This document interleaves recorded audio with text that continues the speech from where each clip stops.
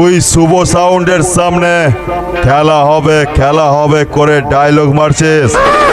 চল চল, আমি বাজাচ্ছি, খেলাটা শুরু করে দেই।